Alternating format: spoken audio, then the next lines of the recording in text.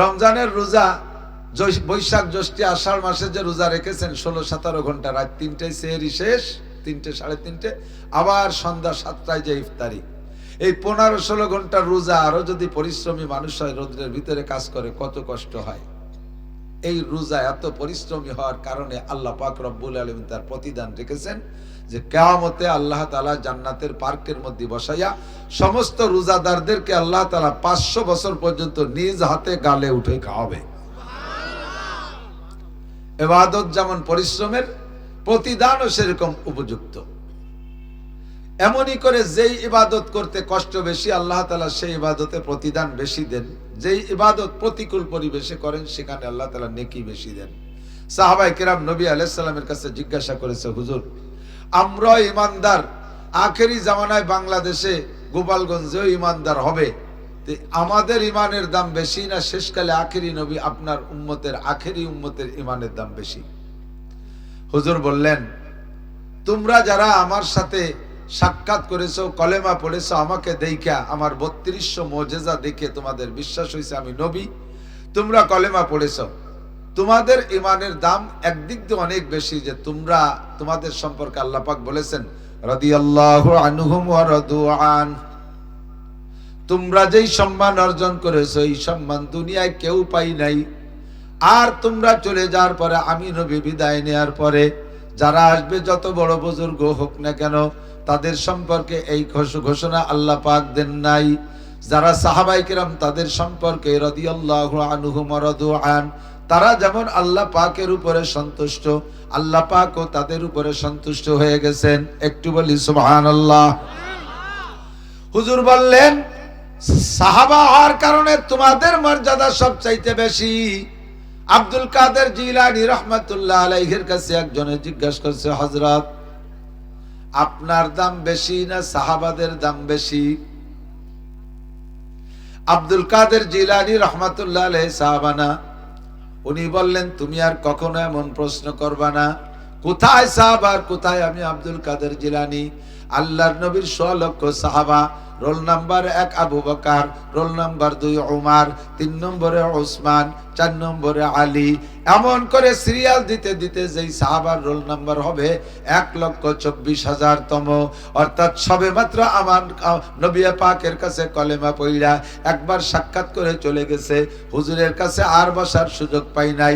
এত নিচু মানের একজন সাহাবা যেই ঘোড়ার পিঠে চড়বে, যেই ঘোড়ার পিঠে চড়েছে, ওই ঘোড়ার নাকের মধ্যে যে ধুলো যায় আর আসে চলার পথে, ওই ধুলোর যে দাম, আমার মতো 1000 আব্দুল কাদেরেরও সেই দাম হবে না।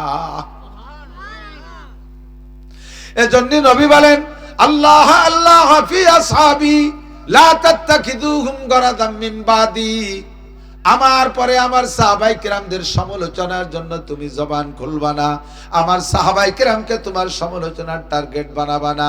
যদি কেউ আমার সাহাবায়ে কেরামকে সমালোচনা করো, নবী পাক বলেন, সেজন্য আমি রাসূলের সমালোচনা করলো, আর সাহাবায়ে কেরামের সাথে যারা শত্রুতাই করলো, তারা যেন আমি রাসূলের সাথে শত্রুতাই করলো। আল্লাহর নবীর অভিশাপ রয়েছে, যে সকল মানুষ সাহাবায়ে কেরামদের সাথে সমালোচনা করে, তাদের সম্পর্কে সমালোচনা করে, তাদের উপরে নবী পাকের অভিশাপ আর বদদুয়া রয়েছে। ওরা যত বড় দিনদার আর ধার্মিক আর যত বড় সংগঠন হোক না কেন, উঠতে উঠতে আকাশে চাঁদ ধরবে মাত্র 1 ইঞ্চি বাকি আছে, এত কাছে চলে যাওয়ার পর আল্লাহ পাক সেখান থেকে একটা আছাড় দিয়ে মাটির তলে ডাবাই দেবে, ওরা কখনো সফল হইতে পারবে না। টান দিয়ে ছাড়িয়ে দিলি সুবহানাল্লাহ নাকি? এ জায়গা সুবহানাল্লাহ হবে নাকি? এ জায়গা তবে নাউজুবিল্লাহ। ওয়াজ যে বোঝে না, তার শুনলি টের পাওয়া যায়। সাহাবায়ে কেরামদের সম্পর্কে যারা সমালোচনা করবে, তারা কখনো সফল হতে পারবে, যেই হোক না কেন সে সফল হতে পারবে না। সাহাবায়ে কেরাম অত্যন্ত দামি। হুজুর বলেন, এই দাম তোমরা ছাড়া কেউ পায় নাই, পাবে না। তবে যেই প্রশ্ন করেছে ইমানের প্রশ্ন, তোমাদের ইমানের দাম বেশি নাকি আমার আখেরি জামানায় 1400 বছর পরে আসবে যারা, আমার গোপালগঞ্জের সাধারণ পাবলিক উম্মত যারা, তাদের ইমানের দাম বেশি? তোমাদের প্রশ্ন তো এইখানে। কয় জি হুজুর এখানে। কয় এই প্রশ্নের জবাব নাও, তোমাদের ইমানের চাইতে আমার আখেরি জামানার উম্মতের ইমানের দাম 100 গুণ বেশি। তোমরা আছো স্বর্ণ যুগে, তোমরা আছো অনুকূল যুগে। আমি নবীর চেহারা দেখা কাফেররা কলেমা পড়ে ফেলে, আমার মুজিজা দেখে তোমরা কাফেররা মুসলমান হয়েছো। আমার আখেরি উম্মতরা একটাও দেখবে না, ওলামায়ে কিরাম কিসসাগুলো শোনাবে, শুনে শুনে বিশ্বাস করবে, তাতেই তারা ঈমানদার হয়ে যাবে। কাজেই তাদের ঈমান আল্লাহ পাক রব্বুল আলামিনের কাছে অনেক মকবুল। তাদেরকে আল্লাহ পাক এভাবে পুরস্কৃত করবে। তাদের আমলের দাম তোমাদের আমলের চেয়ে কত বেশি। নবী পাক বলেন, তোমরা আমার সাথে থাইকা যারা উহুদ বদর খন্দকে গিয়া কাফেরের মোকাবেলায় যুদ্ধ করতে করতে গলা কাটাই দিয়ে শাহাদাত বরণ করবে, তোমাদের মধ্যে যারা শহীদ হয়ে গেছে, বদরের শহীদ কত দামি, উহুদের 70 জন শহীদ কত দামি। সাইয়্যিদুশ শুহাদা হামজা রাদিয়াল্লাহু তাআলা আনহু উহুদের শহীদ, গসিলুল মালায়েকা হানজালা রাদিয়াল্লাহু তাআলা আনহু উহুদের শহীদ। এই সমস্ত দামি দামি শহীদের 100 শহীদের সওয়াবকে একত্রিত করলে যেই পরিমাণ হবে, আমার আখেরি জামানার উম্মত তারা একটা সুন্নতের পর আমল করলে আল্লাহ পাক তাদেরকে এই 100 শহীদের নেকি পরিমাণ দান করবে। কারণ তোমরা এমন একটা যুগে আছো, যেই যুগটা স্বর্ণ যুগ, ইবাদতের একটা অনুকূল যুগ। আর তারা আসবে এমন সময়, যেই সময় একটা সুন্নতের পর আমল করলে ক্রিটিসাইজ করবে মানুষে, দাড়ি রাখলে ব্যঙ্গ করে, টুপি পরলে, পাগড়ি পরলে, জুব্বা পরলে, স্কুল কলেজ ইউনিভার্সিটির ছেলেরা তার সমসাথীরা তাদেরকে ব্যঙ্গ করে, ঠাট্টা করে, উপহাস করে। আরে স্বামীতে, যুবক স্বামীতে দাড়ি রাখলে স্ত্রী তাই তারে ঠাট্টা করে কয়, তোমার আমার বড় কাকার মতো দেখা যাচ্ছে। যুবক ছেলেতে দাড়ি রাখলে তার মাই তারে ঠাট্টা করে কয়, তোর বাপ আইজো সাবালে গেল না, না বলে তুই কি জন্য বুড়ো হয়ে গেলি। ছেলেতে দাড়ি রেখে বুড়ো হয়ে গেছে, তার বাপ বলে আইজো সাবালে গই নেই, বাপের দাড়ি জ্বালাই নেই, আইজো কেটি বেলে। কতক্ষণ সুন্নতের পর আমল করলে ঠাট্টা করে, আর সুন্নত ছেড়ে দিলে সেখানে প্রশংসা পায়।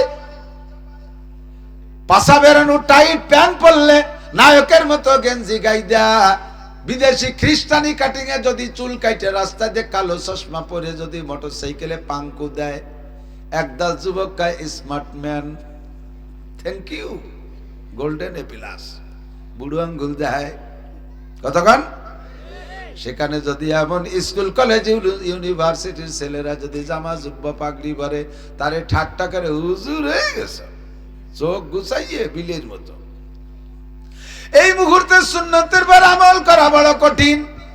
আমাদের কাজী সাহেব যদি ঘরের ভিতরে ডাইনিং টেবিলে না খাইয়া দস্তারখান বিছাইয়ে ফলরে খায়, ওনার সমসাথী ব্যবসায়ী যারা আছে তারা এসে ওনারে ঠাট্টা করবে, একেবারে কি আমলিক ঠকে যাওয়ার কারণে বই রয়ে গেছে। অথচ 1000 কোটি টাকা যদি কোনো ডাইনিং টেবিলের দাম থাকে, তার উপরে বইসে খাইলে খোদার কসম একটা নেকি হবে না। আর সাধারণ একখান গামছার মতো দস্তারখান বিছে যদি খানা খায়, আল্লাহর নবী বলেন তোমাকে 100 শহীদের সওয়াব দেয়া হবে। যে সময় সুন্নতের পর আমল করলে ব্যঙ্গ করবে, ঠাট্টা করবে, সুন্নত তরক করলে তাকে স্মার্ট ম্যান বলে প্রশংসা করবে, আল্লাহর নবী বলেন ওই সময় সুন্নতের পর আমল করা বড় কঠিন, তাকে 100 শহীদের সওয়াব দান করা হবে। অনুকূল আবহাওয়া থাকলে, শীত কম থাকলে যদি শ্রোতা 2000 হয়, শীত বেশি হলে শ্রোতা কমে 500 হয়ে যায়। এই প্রতিকূলতা উপেক্ষা করে যারা আজকে কষ্ট করে এসেছেন, অনুকূল থাকলে যে পরিমাণ নেকি পাইতেন, আমার বিশ্বাস আল্লাহ পাক আজকে তার চেয়ে 100 গুণ বেশি নেকি দান করবে। একটু জোরে বলি সুবহানাল্লাহ।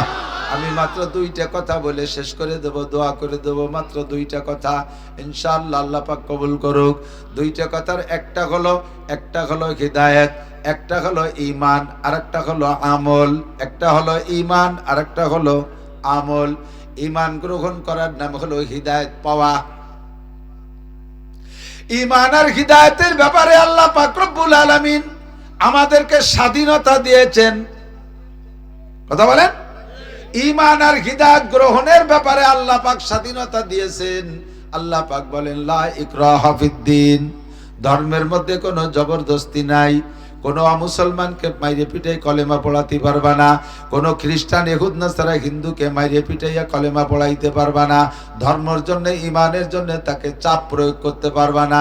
তোমাদের দায়িত্ব হলো আমা আলাইকুম ইল্লাল বালাগ, তোমাদের দায়িত্ব তাবলীগ করা, কলেমার দাওয়াত দেওয়া, পৌঁছায় দিবা। ফামান শাআ ফালইউমিন ওয়া মান শাআ ফালইয়াকফুর, তাকে আমি স্বাধীনতা দিয়েছি, মনে চাইলে হিদায়াত গ্রহণ করবে, মনে না চাইলে হিদায়াত গ্রহণ করবে না। আমি তাকে স্বাধীনতা দিয়েছি, তাকে তার স্বাধীনতা দেওয়ার কারণে সে যদি কাফের হয়ে ভালোবাসে, কাফের হইতে ভালোবাসে, তাহলে তারপর কোনো চাপ প্রয়োগ করবা না। আমি আল্লাহ পাক তারে খাওয়াচ্ছি, তার জমিনে ফসল দিচ্ছি, তার উপরে বৃষ্টি বর্ষাচ্ছি, তার ঘরে সন্তান দিচ্ছি, তারে জায়গা জমি দিয়ে যাচ্ছি, তাকে ব্যবসা বাণিজ্য উন্নতি দিচ্ছি। তুমি মানুষ হয়ে তারপর রাগ করবা কা? তুমি তো কোনো হিন্দুরে সৃষ্টি করো নাই, তুমি কোনো খ্রিস্টানরে সৃষ্টি করো নাই, তুমি সৃষ্টিকর্তা না, তুমি জাস্ট তুমিও যেমন সেও তেমন। সে কলেমা না পড়লে তারপর তুমি রাগ করতে পারবা না। লা ইকরাহা ফিদ্দিন, আমাদের দায়িত্ব হলো মিঠে মিঠে ওয়াজ কইরা, মিষ্টি মিষ্টি বয়ানের মাধ্যমে মানুষকে দিনের দিকে ডাকবো। আল্লাহ কয় উদু ইলা সাবিলি রাব্বিকা বিল হিকমা ওয়াল মাউইজাতিল হাসানা, মানুষকে কৌশল করে মিঠে মিঠে ওয়াজ দিয়ে দিনের দিকে ডাকো। তোমাদেরকে আমি দারোগা বানাই পাঠাই নাই, এমনকি নবী পাককে আল্লাহ পাক বলেছেন লাস্তা আলাইহিম বিমুসাইতির, কেউরে পিটেই কলেমা পড়াইতে পারবা না, তোমারে দারোগা বানাই আমি পাঠাই নাই। তোমার দায়িত্ব শুধুমাত্র তাবলীগের কাম করা, পৌঁছাই দেওয়া। এই জন্য ধর্মের মধ্যে ঈমানের ব্যাপারে, হিদায়াত গ্রহণের ব্যাপারে আমাদের স্বাধীনতা আছে। কতক্ষণ? একটা পয়সা আমরা কেউরে দিতে পারবো না। কোন হিন্দুরে কলেমা পড়ানোর জন্য পয়সা দেই না, খ্রিস্টানরে মুসলমান বানানোর ব্যাপারে আমরা পয়সা দেই না। আজ থেকে 10-12 দিন আগে আমি একটা নিউজ পড়েছি ইউটিউবে, ফেসবুকের ভিতরে। ভারতের একজন হিন্দু ভদ্রলোক, বড় পণ্ডিত, উনি একটা খবর লিখছেন। উনি বলেন আমি সারা পৃথিবীকে জরিপ করেছি, তদন্ত করেছি, 2015 সাল থেকে নিয়ে 2022 সাল পর্যন্ত 7 বছরে সারা পৃথিবীতে 30 লক্ষ অমুসলমান কলেমা পড়ে মুসলমান হয়েছে। এই 30 লক্ষ যারা কলেমা পড়ে মুসলমান হয়েছে, এই 30 লক্ষর পিছনে মুসলমানরা 30টা পয়সা খরচ করে নাই, এক কাপ চাও তাদেরকে খাওয়াই নাই, একটা পয়সা তাদেরকে দেয় নাই। শুধুমাত্র তাদের আদব, আখলাক, কালচার, শিষ্টাচার, ভদ্রতা, নম্রতা, ইসলামের সৌন্দর্য প্রদর্শন কইরা সুন্দর করে বুঝাই দেশে বাইরে আমার ইসলামে এই বলে, আমার ইসলামের মধ্যে এই শান্তি আছে, আমার ইসলামের মধ্যে এই শান্তি আছে। দুনিয়া আখিরাতের সমস্ত কল্যাণ তারা বুঝাইছে, একটা পয়সা খরচ করে নাই, তাতে 30 লক্ষ মুসলমান কলেমা পড়ে মুসলমান হয়েছে। আর এই 7 বছরে 30,000 মুসলমান বিভিন্ন দিকে ভাগ হইয়া বেঈমান হয়ে গেছে। কিছু হিন্দু, কিছু বুদ্ধ, কিছু খ্রিস্টান হয়েছে। 30,000 মুসলমান অমুসলমান হয়েছে। তবে যেই 30,000 মুসলমান অমুসলমান হয়েছে, এদের পিছনে আমাদের 30,000 কোটি টাকা খরচ হয়েছে। কেউরে বাড়ি দেয়া লাগছে, কেউরে গাড়ি দেয়া লাগছে, কেউরে বিদেশে ভিসা দেয়া লাগছে, কেউরে গ্রিন কার্ড দেয়া লাগছে, কেউরে ভালো কোনো পদ দেয়া লাগছে, কেউরে অফিসার বানাই দেয়া লাগছে, কেউরে চাকরি দেয়া লাগছে, কেউরে সুন্দরী মাইয়া বউ দেয়া লাগছে। এমন করে কোটি টাকা খরচ করে মাত্র 30,000 মুসলমানকে অমুসলমান করতে পারছি। আর বিনা পয়সায় 30 লক্ষ অমুসলমান মুসলমান হয়েছে। হিন্দু ভদ্রলোক বলেন এটাই প্রমাণ করে সব ধর্ম বাতিল আর একমাত্র ইসলাম ধর্ম সহিহ। আমার সাথে যদি আরো কেউ খবর দেখে থাকেন তাহলে আমারে সাক্ষী দিবেন। ফেসবুকের খবর হাজার মোবাইলে ঢুকছে, সকলে তো সব খবর শুনে না, দেখে না। আমি খবরটা দেখে বড় তৃপ্তি পাইলাম এবং হিন্দু ভদ্রলোকের জন্য দোয়া করলাম, আল্লাহুম্মা হাদিহি ইলা সিরাতিল মুস্তাকিম, আল্লাহ তুমি তাকে হিদায়াত দাও, সঠিক পথ দাও। যেই লোকটা ইসলামকে সত্য ধর্ম বলে স্বীকার করেছে, হয়তোবা একদিন আল্লাহ পাক তাকে হিদায়াত দিতেও পারে। কতক্ষণ? তাকে আল্লাহ হিদায়াত দিতেও পারে। আমার ইসলামের মধ্যে কোনো জবরদস্তি নাই, লা ইকরাহা ফিদ্দিন, ধর্মের মধ্যে কোনো জবরদস্তি নাই, স্বাধীনতা আছে, ধর্মের মধ্যে স্বাধীনতা আছে। আর ওদিকে আল্লাহ পাক ইসলাম গ্রহণ করার পরে আমলের ব্যাপারে সহুলত দিয়েছেন। সহজতর পথ অবলম্বন করার সুযোগ করে দিয়েছেন। আল্লাহ পাক বলেন ইউরিদুল্লাহু বিকুমুল ইউসরা ওয়া লা ইউরিদু বিকুমুল উসর। প্রত্যেকটা আমলের মধ্যে আল্লাহ পাক সহজ পথ অবলম্বন করেছেন। আল্লাহ পাক সহজ পথ অবলম্বন করেছেন। লা ইউকাল্লিফুল্লাহু আমার দিক লা ইউকাল্লিফুল্লাহু নাফসান ইল্লা উসাহা। কোনো একটা ইবাদত আল্লাহ পাক মানুষের সাধ্যের বাহিরে, ক্ষমতার বাহিরে চাপায় দেয় নাই। কতক্ষণ ঠিক কি ঠিক বলেছেন? একটু বুঝে বুঝে বলেন। নামাজ পড়া কঠিন না সহজ? একটু বলেন।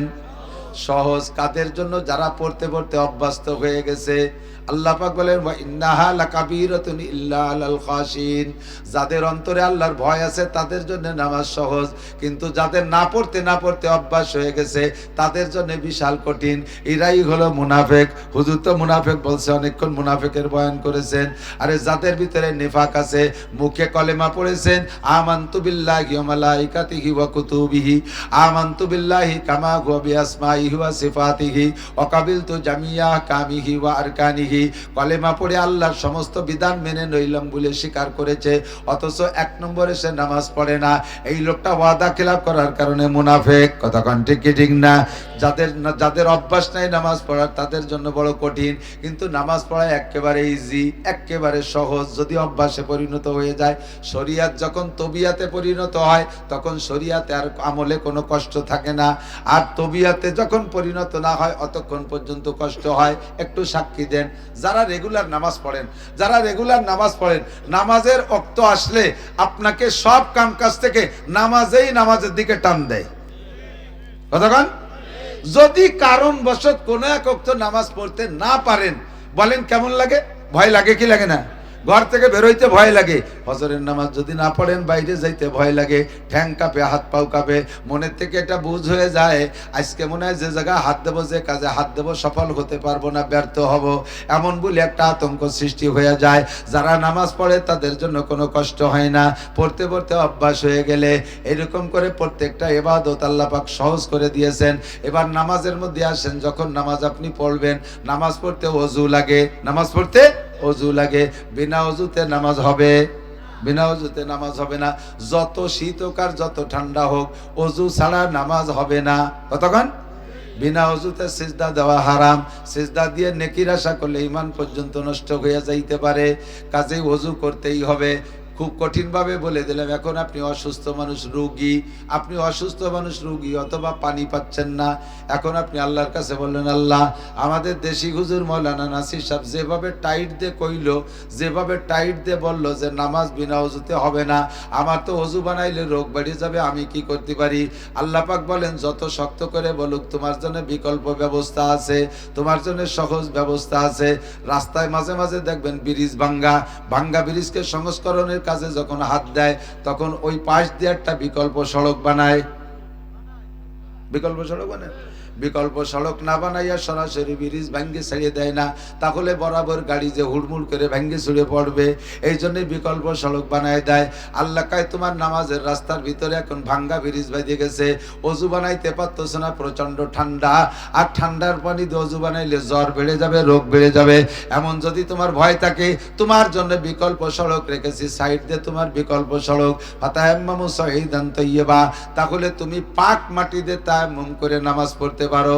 কথাগুলো আপনার জানা, কথার ভিতরে দুই একটা ফাঁকে জরুরি মাসালা বলবো, বিদায় আমি নিয়ে আসছি, এদিক লক্ষ্য করি।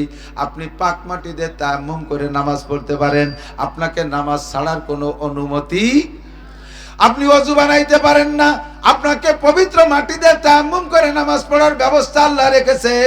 আল্লাহ কা ইউরিদুল্লাহু বিকুমুল ইউসরা ওয়া লা ইউরিদু বিকুমুল উসর। আমি কখনো কঠিন পথ অবলম্বন করি নাই, যেটা যেটা সহজ সেইটা তোমার জন্য রেখেছি, যেটা তোমার অসম্ভব সেইটা আমি চাপাই দেই নাই। যেখানে তোমার অসম্ভব সেখানে সম্ভবের ব্যবস্থা আমি রেখেছি। মাটি দিয়ে তায়াম্মুম করে নামাজ পড়বা, তাহলে ওযুর পরিবর্তে মাটি দিয়ে তায়াম্মুম করার সুযোগ আছে। বলেন আলহামদুলিল্লাহ, বলেন আলহামদুলিল্লাহ। এখন এই জায়গাটা মাসলা আছে, একটু ক্রিটিক্যাল, একটু শুনতে হবে, লক্ষ্য করতে হবে। ওযুর পরিবর্তে তায়াম্মুম করা যায়। তায়াম্মুম কি জানেন না অনেকে? মাটিতে হাত মাইরা, একটু সেকেন্ড, মাটিতে হাত মাইরা হালকা এভাবে একটা জ্বালা দেবেন, এরপরে হাতটাকে সিস্টেম করবেন এভাবে, একটু দেখবেন কেমন হয়। এই যে হাতের সিস্টেম দেখেন, সাইডে 3টে আঙ্গুল মিশিয়ে রাখবেন, আর এই শাহাদত আঙ্গুল আর এই বুড়ো আঙ্গুলটাকে ফাঁকা রাখবেন।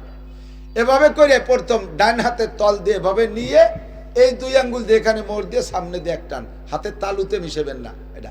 ফিরে আবার এই হাত দিয়ে এভাবে নিয়ে এখানে এক টান দিয়ে এভাবে হলো 2 হাত। আর প্রথমবার হাত মেরে মুখে সুন্দর করে মালিশ করবেন একবার, হয়ে গেল ওযুর তায়াম্মুম। এখন আমাদের জানা আছে যে ওযুর পরিবর্তে তায়াম্মুম করে নামাজ পড়া যায়। তো কারণবশত যদি অসুস্থ রোগী ব্যক্তির গোসল ফরজ হয়ে যায়, হতেই পারে। আর এই লোকটা যদি রাত্রে গোসল করে ফজরের নামাজের জন্য, তাহলে তার জীবন নিয়ে টান পড়বে, তার রোগ মারাত্মক আকারে বেড়ে যাওয়ার ভয় থাকবে। এই লোকটা কি করবে? গোসলের পরিবর্তে তায়াম্মুম, যেমন ওযুর পরিবর্তে গোসলের পরিবর্তে আপনি তায়াম্মুম করে নামাজ পড়তে পারবেন। না জানা থাকার কারণে হাজারো মানুষ ওযুর পরিবর্তে তায়াম্মুম করে নামাজ পড়ে, কিন্তু গোসলের পরিবর্তে যে গোসলও যে তায়াম্মুমের দ্বারা সারা যায়, এইটা না জানা থাকার কারণে গোসলও করে না, তায়াম্মুমও করে না, নামাজ ছাইড়ে দেয়। আপনার যদি রোগ মারাত্মক আকারে বাড়ার ভয় থাকে, তাহলে আপনি ওযুর পরিবর্তে যেমন তায়াম্মুম করতে পারবেন, গোসলের পরিবর্তে তায়াম্মুম করতে পারবেন। এবার গোসলের তায়াম্মুম কতটুক, ওযুর তায়াম্মুম তো জানলাম একটুক, গোসল যত বড় তায়াম্মুমও কি অত বড় নাকি? হযরত আলী রাদিয়াল্লাহু তাআলা আনহুকে হুজুর তায়াম্মুমের মাসালা শিখিয়ে দেওয়ার পরে গোসল ফরজ হয়ে গেছে, রাত্রে শরীর খারাপ, এবার উনি গোসলের পরিবর্তে তায়াম্মুম করে এসে হুজুরে দেখাচ্ছে, হুজুর দেন তো আমার তায়াম্মুম হয়েছে নাকি? দেখছে মাথায় মাটি, বালি, গা গতর ভরিয়ে বালি আর বালি। আলী তুমি কি করছো? আলী সারা গায়ে বালি মাহাইছো কেন? হুজুর তায়াম্মুম করে আইছি। কি তায়াম্মুম? গোসলের তায়াম্মুম। কিরম করছো গোসলের তায়াম্মুম? জানি যে ওযুর তায়াম্মুম হাত আর মুখ মুছতে হবে, তাহলে গোসল তো বড়, গোসলের তায়াম্মুম তো সেরকম করতে হবে। এক গাদি বালি গাদি দিয়ে এই পাশে ডুব দই দিয়ে বার হয়ে চলে গেছি, শক্তিশালী মানুষ। গোসল বড়, তার তায়াম্মুমও বড়, এই জন্য সারা গায়ে বালি মাহাইছি। হুজুর কায় না আলী, ওযুর তায়াম্মুম যতটুক, গোসলের তায়াম্মুম ততটুক। বাবা সহজ পথ শিখিয়ে দিলাম, কিন্তু একেবারে আসান মাসালাটা না জানা থাকার কারণে জীবনে অনেকবার ভুল করে ফেলাইছেন। আপনার ওযু এবং গোসল 2টা কাজই আপনি তায়াম্মুমের মাধ্যমে সারতে পারবেন। এই নামাজকে আর দ্বিতীয়বার দোহরানো লাগবে না। ইউরিদুল্লাহু বিকুমুল ইউসরা ওয়ালা ইউরিদু বিকুমুল উস। আল্লাহ পাক সর্বক্ষেত্রে সহজ পথ অবলম্বন করেছেন, সহজ মাসালা শিখিয়ে দিয়েছেন। নবী পাক আমাদেরকে অর্ডার করেছেন, বাশশিরু ওয়ালা তুনাফিরু, উম্মতকে সুসংবাদ দাও, ভয় দিয়ে ভাগাই দিও না। আমার দিক, উম্মতকে সুসংবাদ দাও, ভয় দিয়ে ভাগাই দিও না। ইয়াসসিরু ওয়ালা তুআসসিরু, কঠিন কঠিন মাসালা বলে বিপদে ফেলাই দিও না। সহজ সহজ মাসালা বলো যাতে আমল করতে পারে, সহজ মাসালা বলে দাও যাতে আমল করিয়া মোটামুটি কোনো মতে পার হইতে পারে। আল্লাহু আকবার। যারা রেগুলার নিয়মিত শেষ রাত্রে উঠে তাহাজ্জুদের নামাজ পড়বে, বুঝেন, শেষ রাত্রে উঠে রেগুলার যারা তাহাজ্জুদের নামাজ পড়বে, কিয়ামতের ময়দানে নবীদের সাথে, শহীদদের সাথে, সিদ্দিকিনদের সাথে বিনা হিসাবে জান্নাতি। সাহাবায়ে কিরাম বলেন, ওগো নবী, আমরা তো আপনার সাথে আছি, আমাদের সব কষ্ট দূর হয়ে যায় আপনার সাথে থাকলে। আমাদের মধ্যে অনেকে আছে দুর্বল, যারা এই শেষ রাত্রে রেগুলার উঠতে পারে না। সবচাইতে বড় কথা, আপনার আখেরি জামানের উম্মতরা শারীরিকভাবে দুর্বল হবে, তারা বিভিন্নভাবে ব্যস্ত থাকবে, তারা এই ক্লান্ত হয়ে যাবে। শেষ রাত্রে রেগুলার উঠে তাহাজ্জুদের নামাজ পড়া কষ্ট হয়ে যাবে। এই জায়গা কি কোনো সহজ পথের ব্যবস্থা আছে? নবী পাক বললেন, সহজ ব্যবস্থা আছে। আমার দিক তাকান, যারা রেগুলার ইশার ফরজ নামাজ 4 রাকাতের পরে, মাঝে মাঝে বলে থাকি, আবারও বলি, নতুন নতুন শ্রোতারা আমলে আসবে ইনশাআল্লাহ। ইশার ফরজ নামাজ 4 রাকাতের পরে 2 রাকাত সুন্নত পড়বেন। 4 রাকাত ফরজ, 2 রাকাত সুন্নত। এরপর তো বেতের নামাজ। বেতের নামাজের আগে পারলে 12 রাকাত, না পারলে 10 রাকাত, না পারলে 8 রাকাত, না হয় 6 রাকাত, না পারলে 4 রাকাত, না হয় কমপক্ষে রেগুলার যদি 2 রাকাত নামাজ আপনি ওই সময় তাহাজ্জুদের নিয়তে পড়া এরপরে বেতের পড়বেন, শুয়ে থাকবেন, নিয়ত রাখবেন যদি শেষ রাত্রে আবার উঠতে পারি, আবারও তাহাজ্জুদের নামাজ পড়বো। তাতে যদি জীবনেও কোনোদিন আর উঠতে না পারেন, আর এইভাবে আপনি রেগুলার 2 রাকাত পড়েন, তাহলে নিয়মিত যারা শেষ রাত্রে উঠে তাহাজ্জুদ পড়ে, তারাও যেই ফজিলতে জান্নাতে যাবে, আপনিও একই ফজিলতে জান্নাতে যাবেন। সহজ হয়েছে কিনা? আমল করার নিয়ত করতে পারি কয়জন একটু দেখাবেন? এ বিলাং হাত চাই না, গতানুগতিক উঠছে অনেকে। ঈশাই ভরবে না, আবার সে তাহাজ্জুদের হাত উঠেছে। মনের থেকে যারা ঈশার নামাজ পড়বো, যারা রেগুলার নামাজ পড়বো, ঈশার ভিতরে আমরা এই 2 রাকাত তাহাজ্জুদ পড়বো, বলেন পড়বো ইনশাআল্লাহ। আল্লাহ তাআলা তৌফিক দান করুক, বলেন আমিন। সহজে তাহাজ্জুদের ব্যবস্থা। কয় হুজুর, অনেকে কবে হুজুর তাহাজ্জুদের রক্ত তো রাত 12টার পরে এত আগে পড়লি হবে কেন? এই কেন প্রশ্নটার জবাব একটু হাতে রাখেন, যাতে আপনিও পেছে পড়ে গেলে জবাব দিতে পারেন। বেতের নামাজের মূল ওক্ত হলো, বেতের নামাজের মূল ওক্ত হলো শেষ রাত্রি তাহাজ্জুদের পরে। বেতের নামাজের মূল ওক্ত শেষ রাত্রি তাহাজ্জুদের পরে, এটা হলো বেতের নামাজ। তাহাজ্জুদের নামাজ নফল, জীবনে 1 রাকাত না পড়লে সগীরা কবিরা কোনো গুনাহ হবে না, কিন্তু বেতের নামাজ না পড়লে কবিরা গুনাহ হবে, আল্লাহর কাছে জবাব দেওয়া লাগবে। কথা কন, বেতের নামাজ ওয়াজিব। আর এর রক্ত কোন সময় একটু কন? শেষ রাত্রে তাহাজ্জুদের পরে। সেই শেষ রাত্রে তাহাজ্জুদের পরে যে বেতের নামাজ, বান্দার সহজ করণার্থে আল্লাহ পাক আসানির জন্য এইটাকে ঈশার নামাজের সাথে আইনে পড়ার অনুমতি দিয়ে দিয়েছে।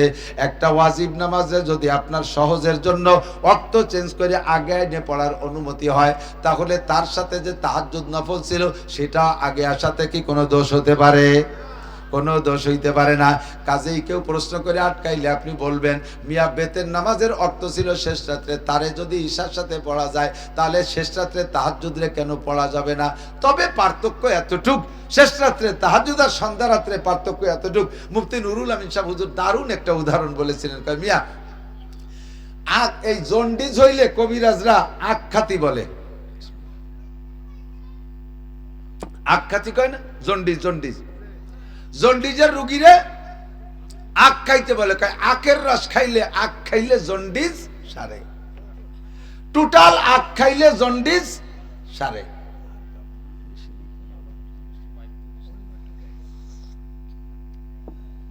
আখ খাইলে জন্ডিস সারে, কিন্তু বলা নাই আখের কোন জায়গার রস খালি জন্ডিস সারে।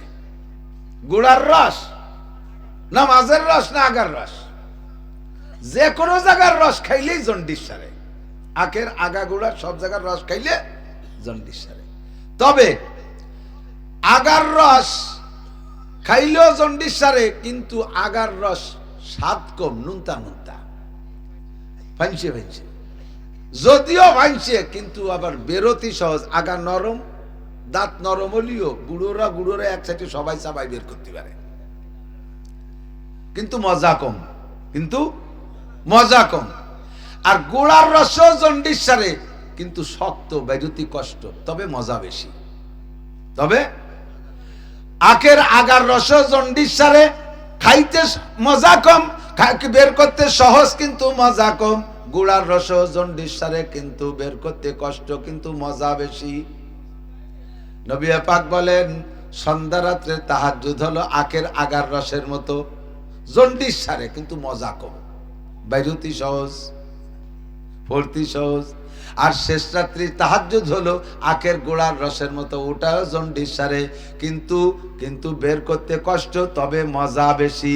শেষ রাত্রে যারা তাহাজ্জুদ পড়ে সবাই যখন ঘুমায় থাকে, নবী পাক সাক্ষী দিয়েছেন, আমার দিক তাকান, সাবাতুন ইউযিল্লুহুমুল্লাহু ফি যিল্লিহি ইয়াওমা লা যিল্লা ইল্লা যিল্লুহু। হাসরের মাঠে যখন পায়ের নিচে জমিটা পুরা তামার মতো লাল হয়ে যাবে, মাথার মাত্র 4 আঙ্গুল উপরে সূর্য থাকবে, সূর্যের তাপে কি পরিস্থিতি হবে আমি শুনেছি, হুজুর বলেছেন একটু আগে, ময়দানে মাহশারটা কেমন হবে। ওই সময় কোনো ছায়া থাকবে না। 7 গুণের মানুষকে আল্লাহ পাক ডাইকা নিজে কুদরতি হাতে ধরে নিয়ে আর সে আজিমের নিচে ছায়া দেবে। তার ভিতরে এক শ্রেণীর মানুষ হলো রাজুলুন যাকারাল্লাহ খালিয়ান ফাফাজাত আইনা। ওই ব্যক্তি, যেই ব্যক্তি সমস্ত মানুষের ঘুমন্ত অবস্থায় একা একা তাতাজাফা জুনুবুহুম আনিল মাদাজি ইয়াদউনা রাব্বাহুম খাউফান ওয়া তামা। স্বামী স্ত্রী এক বিছানায় শুয়ে আছে, কোন ফাঁক দিয়ে স্বামী উঠে চলে গেছে তাহাজ্জুদের জন্য, স্ত্রী টের পায় নাই। স্বামী স্ত্রী এক কম্বলের ভিতরে লেপের নিচে শুয়ে আছে, স্ত্রী আল্লাহর টানে আল্লাহর ডাকে সাড়া দিয়া কোন ফাঁক দিয়ে কোলের ভিতরেতে বেরোয় চলে গেছে, স্বামী টের পায় নাই। হুজুর উদাহরণ বলেন, আটা ছেনলে আটার মধ্যে চুল থাকলে চুলটা টেনে বের করলে যেমন চুলের গায়ে একটু আটাও মাখে না, আটায় টের পায় না যে কোন ফাঁক দিয়ে চুলটা বেরিয়ে গেল। এমন করে এক বিছানায় শুয়ে আছে, একজন উঠে যার একজন টের পায় না। গভীর রাত্রে উঠে যে 2-4 রাকাত তাহাজ্জুদের নামাজ পড়া, এরপরে তাতাজাফা জুনুবুহুম, এরপরে উদউ রাব্বাকুম তাদাররুআ খুফিয়া, আল্লাহর ভয়তে গোপনে গিড়গিড় করে তুমি কাঁদবা, জিকির করবা চোখ থেকে পানি পড়বে, জিকির করবা চোখ থেকে পানি পড়বে। অভ্যাস যদি 2-4 দিন করেন দেখবেন মজা কারে কয়। এই মজা দুনিয়ার কোনো তার মধ্যে নাই। শ্বশুর বাড়ি এই মজা নাই, দালান কোঠার মধ্যে এই মজা নাই, কোটি কোটি টাকার মধ্যে এই মজা নাই, বাগবাগানের মধ্যে এই মজা নাই, সোনার উপর মধ্যে এই মজা নাই, দামি দামি গাড়ির মধ্যে এই মজা নাই। জিকিরের মধ্যে যে মজা আছে, গুনগুন করে যখন টান মারবেন লা ইলাহা ইল্লাল্লাহ, লা ইলাহা ইল্লাল্লাহ, লা ইলাহা इल्लल्लाह। पर्दाए हस्ती अगर सूजी बना रे लाइला, आजमा बे पर्दा बीनी नूरे इल्लल्लाह रा, आजमा बे पर्दा बीनी नूरे इल्लल्लाह रा। আপনি যখন লা ইলাহা কয়ে টান মারবেন, ইল্লাল্লাহ বলার আগে আপনার মাঝে আর আল্লাহর মাঝে যে পর্দা থাকে, আল্লাহ পাক পর্দাটা সরায় নিয়ে যায়। একদিনে না হলেও, 2 দিনে না হলেও, 10 দিনে না হলেও, একটা দিন এমন আসবে যেদিন আল্লাহ আর আপনার মাঝে আল্লাহ পর্দা রাখবে না। আপনি চক্ষু বন্ধ করে আল্লাহ পাকের নূর দেখতে পারবেন। শেষ রাত্রির তাহাজ্জুদ আখের গুড়ার রসের মতো বের করতে কষ্ট, তবে মজা বেশি। সন্ধ্যা রাত্রির তাহাজ্জুদ আখের আগার রসের মতো বের করতে সহজ, তবে মজা কম। তবে 2 জায়গার রসেই কিন্তু জন্ডিস সারে, তেমনি 2 জায়গার তাহাজ্জুদে আপনার একই ফজিলাত। যারা কষ্ট করেন দিন ভরে ধান খেতে কাজ করতেছেন, বিভিন্ন জায়গায় পরিশ্রম করতেছেন, বিছানায় একবার শুয়ে পড়লে আর উঠতে কষ্ট হয়। ছাত্ররা অনেকে আছে, শিক্ষকরা আছে, রাতের দীর্ঘক্ষণ পর্যন্ত পড়তে পড়তে ক্লান্ত হয়ে যায়, এরপরে শুয়ে পড়লে শেষ রাত্রে ওঠা কষ্ট হয়ে যায়। আপনি ঈশার সময় এই সময় তাহাজ্জুদ পড়ে শুইতে পারেন। আমি চৌমনি হুজুর রহমাতুল্লাহ আলাইহিকে গড়ডাঙ্গায় দেখতাম। হুজুর যখন শেষ চক্ষু নষ্ট হয়ে গেছে, অন্ধ হয়ে গেছে, হুজুরকে হুজুরের পীর সাহেব ভারতের মসিহুল্লাহ খান সাহেব হুজুর রহমাতুল্লাহ আলাইহি ওনাকে জানাইলেন, মিয়া আপনি শেষ রাত্রে আর উঠবেন না, আপনি ঈশার সাথে তাহাজ্জুদ পড়ে শুইবেন। আল্লাহ পাক সহজ করে দিয়েছে, আপনি কাজে কাজে নিজে নিজে কঠিন করেন না, আল্লাহ পাক আসান করে দিয়েছে। লা ইউকাল্লিফুল্লাহু নাফসান ইল্লা উসাহা, শক্তির বাহিরে আল্লাহ কোনো হুকুম চাপাই দেন নাই। যেখানেই যাবেন সেখানেই সহজ আছে। আল্লাহ আপনাকে 1 কোটি টাকা দিয়েছে, পুরো 1 কোটি টাকা আল্লাহর আপনার কাছে চায় না।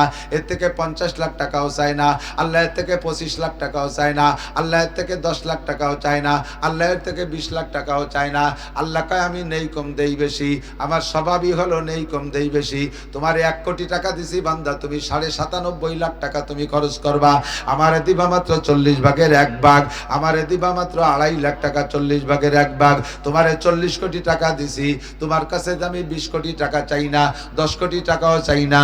বছরে একবার তুমি 40 কোটি টাকা আমারে 1 কোটি টাকা দিবা, 39 কোটি টাকা তোমার কাছে ব্যবহার করবা। যেদিকে তাকাবা সেদিকে দেখবা আমি আল্লাহ নেই কম দেই বেশি। তোমারে 60-70 বছরে হায়াত দিয়েছি, 70 বছরে হায়াত তোমার কাছে লাগাবা, যেখানে খুশি সেখানে ব্যবহার করবা। তোমার গোটা 70 বছরের উপরে হস্তক্ষেপ করি না, 70 বছরের ভিতরে মাত্র 120 দিন আমারে দিবা, আর গোটা জিন্দেগি তোমার কাছে ব্যবহার করবা। আমি আল্লাহ সহজ করে দিয়েছি। সারা জিন্দেগি মসজিদে পড়ে থাকবে কথা আমি বলি নাই, মাত্র 120টা দিন আমারে দিবা। 120 দিনে কয় মাস খেয়াল করেন নাই? 120 দিনে কয় মাস? 4 মাস। 4 মাস মানে 120 দিন। 120টা 3 দিয়ে ভাগ দেন, কয় হয়? 40 করে বের হয়। 40 মানে চিল্লা, 120 দিন মানে 3 চিল্লা। আল্লাহ কয় আল্লাহ আমার রাস্তায় তুমি মাত্র 3টা চিল্লা 120 দিন সময় দাও, বাকি গোটা জিন্দেগি তোমার কাছে লাগাও। আমি আল্লাহ সহজ করে দিছি, তোমার সারা জিন্দেগি আমি মসজিদে বসে থাকতে বলি না। নমি গুইয়াম কে আজ দুনিয়া জুদাবাস, বাহার কারে কে বাসি বা খুদাবাস। আমি তোমার দুনিয়া ত্যাগ করে আইসা মসজিদে মাদ্রাসায় পড়ে থাকতে বলি না। সব কাম কাজ করবা, রিক্সা চালাবা, গাড়ি চালাবা, বিমান চালাবা, ট্রাক চালাবা, ব্যবসা করবা, মেম্বারি করবা, চেয়ারম্যানি কমবে, এমপি গিরি করবা, আরে চাকরি বাকরি যা আছে সব করবা, খেত খামার করবা, ধান পাট লাগাবা। কোনো তার থেকে তোমাকে আমি ফিরে আসতে বলি না, সব জায়গা তুমি থাকবা। মাত্র গোটা জিন্দেগি থেকে একটা না 120টা দিন আমারে দিবা। ও বান্দা, বছরে 365 দিন, এই 365 দিনের 325 দিন তোমার কাজে লাগাবা। আমি সহজে তোমাকে জান্নাতে যার পথ বলে দেই। 365 দিনের ভিতরে 300 কত দিন? 340 দিন তোমার কাজে লাগাবা, 325 দিন তোমার কাছে লাগাবা। বছরে মাত্র 40 দিন আমারে দিবা। 40 দিন বেশি না 325 দিন বেশি? 325 দিন বেশি। আল্লাহ কয় 325 দিন তোমার কাজে লাগাবে, এর মধ্যে আমি হাত দেই না। আমারে দিবা 40 দিন, আমি নেই কম দেই বেশি, সহজ বুদ্ধি দিয়ে দিলাম। মাসে 30 দিন, 30 দিন, এই 30 দিনের ভিতরে 27 দিন তোমার কাজে লাগাবা, মাত্র 3টে দিন দিবা আমাকে। 27 দিন তোমার কাজে, 3 দিন দিবা আমাকে। আমাকে এই 3 দিন যদি দাও, বাকি 27 দিনের মধ্যে আমি হাত দেব না। সপ্তাহে 7 রাত 7 দিন, 7টা দিনও তোমার কাজে লাগাবা। 7টা রাতও তুমি, আর 7টা রাতের মধ্যে 6টা রাত তুমি ঘুমাবা। 7 দিন তোমার কাজে লাগাবা, 6টা রাতও তোমার কাজে লাগাবা। মাত্র 1টা রাত মার্কাজ মসজিদে আমার কাজে দিবা, মার্কাজ মসজিদে মাত্র 1টা রাত দিবা। 13 পিরিয়ড দিলাম তোমাকে, আমি নিলাম মাত্র 1 পিরিয়ড। দেখেন সব জায়গা প্রমাণ করছে আল্লাহ পাক ন্যায় কম দেয় বেশি। দিনে রাতে 24 ঘন্টা, দিনে রাতে 24 ঘন্টা। 5 ওয়াক্ত নামাজ যদি সুন্দর করে পড়েন, তাহলে 5 12 60 মিনিটের বেশি লাগে না। কোনো ওক্তে কম লাগে, কোনো ওক্তে বেশি লাগে, সব মিলিয়ে 60 মিনিট 1 ঘন্টা। আল্লাহ কয় 24 ঘন্টার ভিতরে 23 ঘন্টা তোমারে দিলাম, আমারে দিবা মাত্র 1 ঘন্টা। সব জায়গা সহজ করে দিছি। 24 ঘন্টায় 1 ঘন্টা, সপ্তাহে মাত্র 1 রাত, মাসে মাত্র 3 দিন, বছরে মাত্র 40 দিন, সারা জীবনে একটানা 120 দিন। যেদিকে তাকাবা দেখো সহজ করে দিছি। এই নিয়মে যদি তোমার জীবন কর্মসূচি পালন করো, তাহলে আমি আল্লাহ পাক ধরে নেব আমার বান্দার সারাটা জীবন ইবাদতের মধ্যে কাটাইলো। তবে এই যে টাইমটা ভাগ করে দিছি, একটু তো ভাবে বুঝতে পারছেন কোন দিক।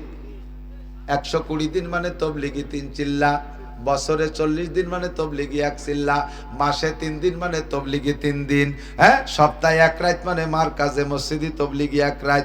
আরে ডেলি 24 ঘন্টায় 1 ঘন্টা, এটা তো দৈনন্দিন নামাজ। এই যা কিছু বললাম সব কিছু মিলে বেশিরভাগই তবলিগের সাথে সম্পর্ক। তবে এই তবলিগ করবেন কার সাথে? যার সাথে তবলিগ করলে 2 অক্ষর শেখা যায়, তার সাথে তবলিগ করতে হবে। কথা কন, আলেম ওলামার সাথে তবলিগ করলে দিন শেখা যায়। আমি গিয়েছি 2013 সালে কিশোরগঞ্জ, আমরা 20 জনের একটা জামাত নিয়ে গেছি। হাফেজ মাওলানা মনির সাহেব আমার মাদ্রাসার নায়েবে মোহতামিম, আর কাশিনী হুজুরি ভাইয়ের বিটা মাওলানা আবুল খায়ের সাহেব, এই 3 জন আমরা আলেম ছিলাম। পাবলিক নিয়ে গেছি 17 জন, তার ভিতরে 12 জন হলো কলেজ হাই স্কুলের স্টুডেন্ট। এরা একেবারে নগদ তরুতাজা মেধা। আর বুড়ো ছিল 5 জন। 5 জন বুড়োর মধ্যে আবার ছিল একজন হলো আমির সাহেব, উনি হলো পুলিশের রিটায়ার্ড করা দারোগা। ওনার এবার কাকরালিতে আমির বানাই দিছে। আমরা সবাই মানিয়ে নিছি আমির সাহেবরে। এবার তবলিগি কিশোরগঞ্জ যাইয়া আমরা 3 হুজুর চিন্তা করলাম, তবলিগের ভিতরে কাজ চলে বেশিরভাগ ফাজাইলে আমালা, তবলিগে নিসাব পড়াপড়ি বেশি চলে। আমরা তো জানি উলামায়ে কিরাম ফাজাইলে আমালা তবলিগি নিসাব কি। বললাম এই ফাজাইলে আমালার তবলিগি নিসাব সারা জীবনও যদি 1 লাইন না পড়েন, খোদার কসম কিয়ামতের ময়দানে আপনাকে 1 সেকেন্ড আল্লাহ কোন জায়গা আটকাবে না, কোন জায়গা ধরবে না। ফাজাইল আমল পড়ছো, তবলিগি নিসাব পড়ছো, কোথাও যদি জিজ্ঞেস করে আমারে ডাক দিয়ে। তবে কিয়ামতের ময়দানে নামাজ ছাড়া 1 চাচা পার হইতে পারবে। আর নামাজ ভাঙ্গার কারণ 19টা, তার ভিতরে 1 নম্বর নামাজে কিরাত গলত পড়া। কতক্ষণ বছরের পর বছর সিল্লে দেয়, অথচ কোরআন শরীফ পড়তে পারে না। এখন আমরা 3 জনের সিদ্ধান্ত নিলাম, এই মূর্খ কয়জনরা আমরা কোরআন শরীফ পড়াই নেব। আমির সাহেবের সাথে আলাপ করলাম। আমির সাহেব ওই দারোগা সাহেব, ওনারে কইলাম ভাই আমরা একটু কোরআন শরীফ পড়া শিখাই নেই 1 সিল্লের মধ্যে যদ্দূর পারি। আমির সাহেব কই না না না না, তবলিগে কোরআন শরীফ পড়া পড়ি নাই। আমি কইলাম তাকে গীতা পড়তে হবে নাকি? তবলিগে কোরআন শরীফ তা গীতা বাইবেল পড়বো? ভাই না, এখানে ফাজাইলে আমার তবলিগি নিসাব। আমি বলি ফারদার কথা বলবেন না। যেই তবলিগের ভিতরে কোরআন শিক্ষা নাই, ওই তবলিগে আমি লাথি মারি, ওই তবলিগের কাছে আমি যাব না। কথা বলেন না কেন? যেই তবলিগে কোরআন শিক্ষা নাই, সে আবার কিসের সাথে তবলিগ রে? 2.5-3 ঘন্টা ফাজাইলে আমার তবলিগি নিসাব, আর মাত্র 10 মিনিট 15 মিনিট আলহামদুলিল্লাহ সুরো মস্ক। এখন উনি ভর্তি দেবে না কোনোভাবেই। যখন আমরা সিদ্ধান্ত নিয়েছি, খাতাপত্র সিলেট টিলেট কিনে নিয়েছি, আমি কোরআন শরীফ পড়াবোই। উনি এবার ওই পাকুন্দে থানার তবলিগের যত সাথী আছে তাদের সাথে প্যাক করে তাকে এটা নিয়েছে, হুজুর আপনি নতুন কিছু আবিষ্কার করেন না, এই কোরআন পড়াপড়ি এর মধ্যে নাই। আমি বললাম যে তালিশ চলে যাচ্ছি, আমি এই কয়জনরে নিয়ে আলাদা এক জায়গা তাবুটা নাই বসে কোরআন শরীফ পড়া, আমি তবলিগ করবো না। যে আপনারা হুজুর রাই বাংলা বাদাইছেন। এরপরে দেখলাম যে ওদের সাথে যুদ্ধ করে পারি ওঠা কঠিন, সব ওই দলে। আমি তো কোরআন শরীফ পড়াবো, আমার সাথীরাও পড়বে। আমি কাকরাইল ফোন দিছি, এই যে আমাদের কোটালীপাড়ার আমির হোসেন ভাই কাকরাইল থাকে, আব্দুল্লাহ মিয়ার ভাগ্নে। আমি আমির ভাইরে ফোন দিলাম, ভাই তবলিগি বলে কোরআন শরীফ পড়াপড়ি নাই, তো কি ভর্তি হবে? কয় যে কিরা কইছে কোরআন শরীফ পড়া? আমি কই যে আমির সাহেব করছে, এই যে ও সুরারে পাঠাই দেন কাকরাইল, ওরে রাখেন না। শেষে টিকতে পারে নাই। কেন ভর্তি দেবে না পরে বুঝছি, আসে নাই। ও তো উনি আবার মাহফিলি থেকে মানে তবলিগিতে আসার পরে আমারে নিয়ে মোটরসাইকেল চালাবে, আমার ড্রাইভার বস করে বেড়ায়, উনি হলো ড্রাইভার, গাড়ি চালায়। ও এনে যে আমার আমির হয়েছে, আমির সাহেব আমার কোরআন শরীফ পড়াতে দেবে না। পরে পড়ানো যখন শুরু করছি তখন দেখি যে উনি নিজেই পারে না। এত বড় আমির সাহেব, হুজুর গিয়ে আমির, সে যদি কোরআন শরীফ পড়তে না পারে এই ধরা পড়ি যাবে না, এই লজ্জা তো না না না না কোরআন শরীফ পড়াপড়ি নাই। আমি তিনজনে ভাগ করে এই পাবলিক যুবকদেরকে নিয়ে আর বুলোকে ভাগ করে নিয়ে 38 দিন ছিলাম, 38 দিন পড়াইছি ওদেরকে।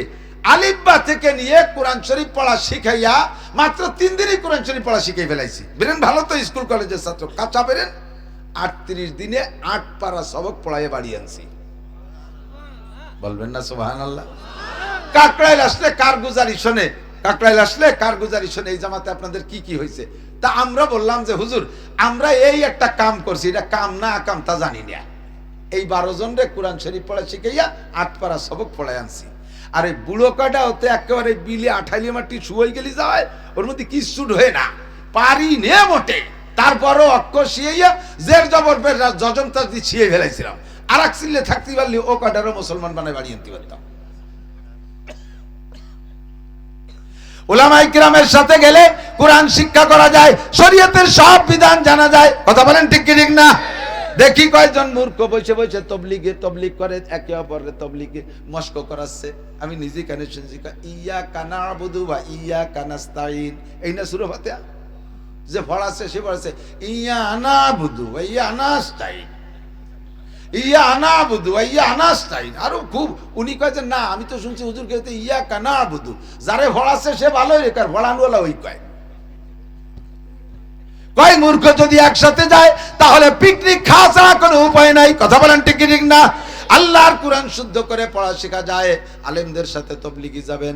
তবলিগির সিস্টেমটা হলো আল্লাহ পাক নবী পাককে শিক্ষা দিয়েছে, উদু ইলা সাবিলি রাব্বিকা বিল হিকমাতি ওয়াল মাউইজাতিল হাসানা, হিকমত আর কৌশল করে মিষ্টি মিষ্টি ওয়াজ দিয়ে ডাকো। তবলিগের মধ্যে মারামারি নাই, তবলিগের মধ্যে দাঙ্গা হাঙ্গামা নাই, তবলিগের মধ্যে গ্যাঞ্জাম নাই, কুবাকুবি খুনোখুনি নাই। যখন তবলিগের ভিতরে যেই দল এই গ্যাঞ্জাম করবে আমরা ওই তবলিগের সাথী না। যেই তবলিগ ঠান্ডা মাথায় নবীওয়ালা পদ্ধতিতে করবে আমরা ওই তবলিগে এই সিস্টেমের সময় দিতে রাজি। কথা বলেন ঠিক কি ঠিক না? 31 জানুয়ারি 1-2 ফেব্রুয়ারি উলামায়ে কিরামের তত্ত্বাবধানে ইজতেমা হবে। অন্য বছর না গেলে এবছর যার চেষ্টা করবেন ইনশাআল্লাহ তো ইজতেমাকে এবার ভরপুর সফল করতে হবে। আল্লাহু আকবার। সন্ত্রাস আর ফিতনাবাজদের তবলিগ আমরা মানি না, আমরা মানি শান্ত সশিষ্ট মিজাজে 3 তরতিবে আমরা ইনশাআল্লাহ সময় দেব। যে কথা বলতে যে সরে চলে আসতেছি, আল্লাহ পাক সব জায়গায় সহজ পথ অবলম্বন করেছেন, আমল আমাদের জন্য আসান করে দিয়েছে। 24 ঘন্টা ইবাদতের মধ্যে বসে থাকতে বলে নাই। এই সিস্টেমে ইবাদত করলে আল্লাহ পাক সম্পূর্ণ টাইমটা ইবাদতের মধ্যে ধরে নেবে। যে ইবাদতের মধ্যে যাবেন সেই জায়গায় দেখবেন সহজ ব্যবস্থা আছে। এদিক তাকান, একবার কোরআন শরীফ 30 পারা কোরআন শরীফ পড়তে পাবলিকের জীবন শেষ। পারবে না, অনেক পাবলিক জীবন ভরে পারবে না। নবী পাক সহজ করে দিয়েছে, তুমি মাত্র 3 বার কুল হুয়া সূরা পড়বা, মাত্র 3 বার কুল হুয়া সূরা পড়বা। 3 বার কুল হুয়া সূরা পড়লে তোমাকে 1 খতম কোরআন শরীফ পড়ার সওয়াব দেওয়া হবে। হাদিসে আসছে যদি কোনো ব্যক্তি ডেইলি 200 বার করে সূরা ইখলাস পড়ে, রেগুলার যদি 200 বার সূরা ইখলাস পড়ে, ওই লোকটা বিনা হিসাবে নবী ও শহীদ আর সিদ্দিকদের সাথে জান্নাতি হবে। মুখে 200 বার কুল হুয়া সূরা পড়া, কাজের ভিতরে রানিং অবস্থায় আপনি কাজ করতেছেন, কুল হুয়া সূরা পড়তেছেন, কোনো সমস্যা নাই, দেখাও লাগে না, মুখস্থ আছে বিসমিল্লাহির রহমানির রহিম, কুল হুয়াল্লাহু আহাদ আল্লাহুস সামাদ লাম ইয়ালিদ ওয়া লাম ইউলাদ ওয়া লাম ইয়াকুল লাহু কুফুয়ান আহাদ। প্রত্যেকটা ইবাদতই সহজ, কোনো ইবাদত কঠিন না। যেখানে কঠিন মনে হবে সেখানে আল্লাহ পাক বিকল্প ব্যবস্থা রাখছে, আসতেছে সামনে রমজান মাস, রোজা রাখা ফরজ। রমজানের রোজা কোনো অবস্থায় ছেড়ে দেওয়ার কোনো সুযোগ নাই। একজন মানুষ যদি রমজান মাসে সুস্থ অবস্থায় বাড়ি থেকে রোজা ছেড়ে দিয়ে দিনের বেলা খাবার খায়, যুবক মনে রাখো, ওই দিনের বেলা খানা খাইয়া যেই রক্তটুক তুমি দেহের মধ্যে সঞ্চার করেছো, ওই রক্তটুক আর শুয়োরের রক্তের মধ্যে কোনো পার্থক্য নাই। শুকরের রক্ত নাপাক, তোমার দেহের মধ্যে নাপাক রক্ত তৈরি হয়ে গেছে। আর শরীরে যতক্ষণ পর্যন্ত নাপাক রক্ত থাকবে অতক্ষণ পর্যন্ত তোমার জান্নাতে যাইতে দেওয়া যাবে না। তোমার এই নাপাক রক্তকে অপারেশন করে তারপরে পবিত্র বানায় জান্নাতে দেওয়া হবে। কারণ তোমার মধ্যে ঈমান আছে, তুমি কলেমা পড়েছো, অন্যান্য ভক্তিও নামাজ কালাম পড়ো, শরীয়তের অনেক বিধান মানো, তুমি জান্নাতে যাবা। কিন্তু রমজান মাসে রোজা না রাইখা সুস্থ শরীরে শুয়োরের মতো জম্মের খাইছো, এর কারণে যে শুয়োরের রক্ত গায়ে তৈরি হয়ে গেছে, ওই রক্ত নিয়ে তুমি জান্নাতে যাইতে পারবা না। পোড়ার পরে রক্ত অপারেশন করে বের করে তারপরে জান্নাতে দেবে। কাজেই রোজা ছাড়ার কোনো সুযোগ। আপনি এবার অভিযোগ করলেন আল্লাহর কাছে, আল্লাহ মাওলানা নাসির সাহেব যেভাবে কড়াকড়ির সাথে কইল তাতে তো উপায় নাই, কিন্তু আমি তো মারাত্মক অসুস্থ, রমজান মাসে রোজা রাখলে ডায়াবেটিস 32 হয়ে যায়, আমি স্টকের রোগী, আমার ঘন্টায় ঘন্টা ওষুধ খাওয়া লাগে, আমি কি করতে পারি? আমারও কি এইভাবে রোজা রাখতে হবে? আল্লাহ পাক সহজ ব্যবস্থা করে দিয়েছে, ওয়া ইন কুনতুম মারিদান আও আলা সাফারিন ফাইদ্দাতুম মিন আইয়ামিন উখার। এক তো আমি অসুস্থ, অথবা আপনি সফরে গেছেন, বাড়ির থেকে 48 মাইল দূরে গেছেন, 10 দিন 12 দিন 13 দিন 14 দিন থাকবেন, ওই এলাকায় ঘুরবেন ফিরবেন, আপনার দুনিয়াবি কোনো বৈধ কাজ অথবা দিনের কাজে গেছেন, আপনাকে আল্লাহ তাআলা অনুমতি দিয়েছে, কয় আল্লাহ আমি তো এই জায়গা সেহরি ইফতারি পাই না, আমি কিভাবে রোজা রাখবো? আল্লাহ কয় ওয়া ইন কুনতুম মারিদান আও আলা সাফারিন ফাইদ্দাতুম মিন আইয়ামিন উখার। কোন জায়গা তুমি আটকাইতে পারবা না আল্লাহকে, আল্লাহ সহজ করে দিয়েছে। অসুস্থ যদি হও আর যদি তুমি মুসাফির হও, তাহলে তোমার এখন রোজা না রাখলে চলবে। রমজান চলে যাওয়ার পরে তুমি যখন বাড়ি থাকো, তুমি যখন সুস্থ হও, ওই সময় এই রোজাগুলো তুমি রেখে দিলে চলবে, আপাতত না রাখলে হবে। সহজ ব্যবস্থা হয়েছে কি হয় নাই? শরীয়তের আমল করা সহজ, শরীয়তের আমল ছেড়ে দেয়া কঠিন, সুন্নতের পর আমল করা সহজ, সুন্নতের তরক করা কঠিন, নেকের কাজ করা সহজ, গুনার কাজ করা কঠিন। বোঝেন এই কথা? কষ্ট হচ্ছে আপনাদের? সময় হলে বলে দেবেন ইনশাআল্লাহ, বিরিয়ানি রান্না আছে, দোয়া করে দেব। আমার তো প্রত্যেক রাত্রে 2-3 করে প্রোগ্রাম দেশের ভিতরে, তাই আমার একটু বেশি কথা বলতে মনে চায়। সহজ পথ আপনাদেরকে সুসংবাদ দেওয়ার জন্য আসছি। আল্লাহ, এ যুবক আমার দিক তাকাও, সুন্নতের পর আমল করা সহজ, সুন্নতকে তরক করা কঠিন। দাড়ি রাখা সুন্নত, দাড়ি রাখা সহজ না কাটা সহজ? রাখা কঠিন না কাটা কঠিন? সাক্ষী দেবেন না? আমি প্রমাণ করে দিতে পারি। রাখছি তো রাখি ফেলাইছি, এর মধ্যে তার কঠিনের কিছু নেই। কাটতে গেলি যত ভালো ব্লেড দিয়ে কাটেন, মুখ একটু ব্যথা করেই করে, ঠিক না? আর যখন উল্টো চাষ দেন তখন তো ঠেয়ের জন্য চামড়া চুলি যাচ্ছে। আর যদি আপনি শেষরাওয়ান আর নাপিতির দোকানের দাড়ি কাটেন, তালি কি আর জানে কি হয়? সে যে কি কবার, আল্লাহ দাড়ি শাস্তি, খরাত খরাত শব্দ আছে, কি এরি ছাগল ছুলতেছিস নাকি? নাপিতরে টাকা দেয় না ঠিক মতো, এই জন্য নাপিত ওরে যে বেলেট খান ধরছে, আগে 4-5 জনের শেভ করে 5-6 জনের বগল চাইছে, এবারে বেলেটে আল কাটা গেছে, তাই দিয়ে ওর দাড়ি শাস্তিছে, মুখ খা লাল হয়ে গেছে। পয়সা কম, দেখো টা মোটে 10টা, আবার নতুন বেলে দাড়ি রাখি বেলাইছি, কোনো কষ্ট নাই। বরঞ্চ আমার দিক দেখান, এই যারা দাড়ি রাখছেন হাত দিয়ে দেখেন কি সুন্দর রেসপন্স করে, ফোম ফোম ভাব। এটা যদি কাহারও কোনো জায়গায় ছোঁয়া লাগে, সেও খুশি হবে। কোথায় ছোঁয়া লাগবে তা করছি না, যার যে জায়গায় ছোঁয়া লাগবে দেখবেন সে খুশি হবে, নরম ফোম। আর দাড়ি কাটার পরে একদিন পরে একটু একটু আগা বের হয়, ওই আগাওয়ালা দাড়ি দিয়ে যে জায়গা ঘষা দেবেন তার সাল চামড়া ছুলিয়ে যাবে সিরিজ কাগজ দিয়ে ডলার মতো। কথা কন? ছোট বাচ্চারে চুমো দিতে যাবেন, তারও মুখে ডলা লাগছে, সে বাম হাতে থাপ্পা দেয়, কাব্য মুখ ছড়াও। সুন্নতের আমলের মধ্যে শান্তি, সুন্নত তরকের মধ্যে অশান্তি। সুন্নতের আমল করতে সহজ, সুন্নতের তরক করতে কঠিন, ঠিক কি ঠিক না?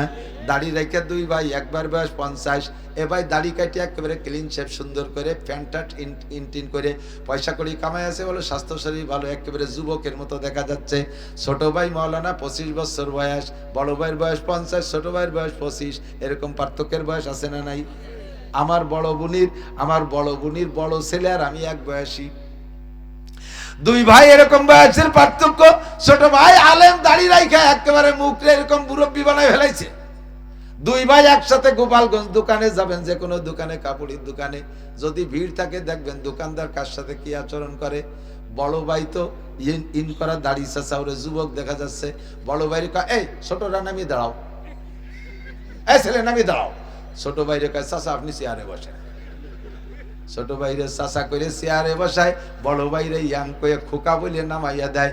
এর চেয়ে বড় আর অপমানি কি থাকে? ছোট ভাই লজ্জায় কি কবে কইতেও পারে না। ও কয় না না মেভাই বসেন, মেভাই বসেন। উনার দোকানদার ভাই মেভাই করে ছোটকে সরাই দেন।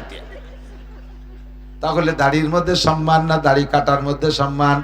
কাটার মধ্যে সম্মান না রাখার মধ্যে সম্মান? আর যত সুন্নত আছে সব সুন্নত গুলো ইমানের বেড়া।